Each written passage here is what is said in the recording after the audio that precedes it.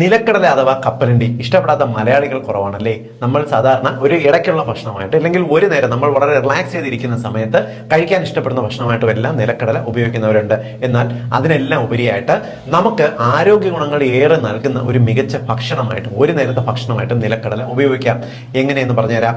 6 മണിക്കൂർ കുതിർത്ത നിലക്കടല നിങ്ങൾ അതിന്റെ തൊലി കളഞ്ഞതിന് ശേഷം അത് നിങ്ങൾ കഴിക്കാൻ നോക്കുക. ചെറിയ വളരെ നേർത്ത തൊലിയോടുകൂടി കഴിച്ചിരുന്നാലും നല്ലത് തന്നെയാണ്.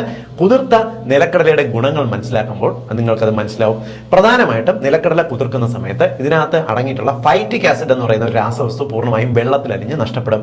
ഫൈറ്റിക് ആസിഡിന്റെ അപകടം ഇത് നമ്മുടെ ശരീരത്തിനകത്തേക്ക് പലയിനം പ്രോട്ടീനുകൾ, വൈറ്റമിൻ B6, വൈറ്റമിൻ എ എന്നിവ വലിച്ചെടുക്കുന്നതിനെ തടയുന്നത് കൊണ്ട് തന്നെ ഫൈറ്റിക് ആസിഡ് അലിഞ്ഞു പോകുന്നതോടുകൂടി നമുക്കിവ കുറച്ചുകൂടെ എഫക്റ്റീവായിട്ട് ഉപയോഗിക്കാനായിട്ട് പറ്റും.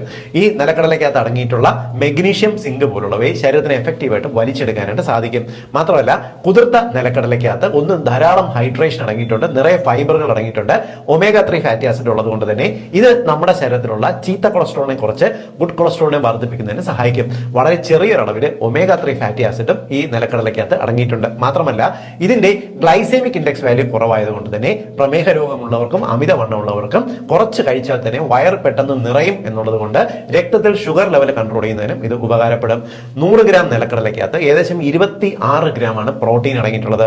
വലിയ വില കൊടുത്ത് പ്രോട്ടീനുകൾ വാങ്ങാതെ നിങ്ങൾക്ക് നിലക്കടല വാങ്ങി ഉപയോഗിക്കുക. അതുകൊണ്ടാണ് നിലക്കടലയെ പാവങ്ങളുടെ ബദാം എന്ന് വിളിക്കുന്നത്.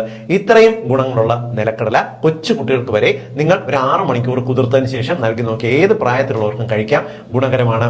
നിലക്കടല ഇഷ്ടപ്പെടുന്ന എല്ലാ മലയാളികൾക്കും വേണ്ടി ഇത് ഒന്ന് ഷെയർ ചെയ്തു.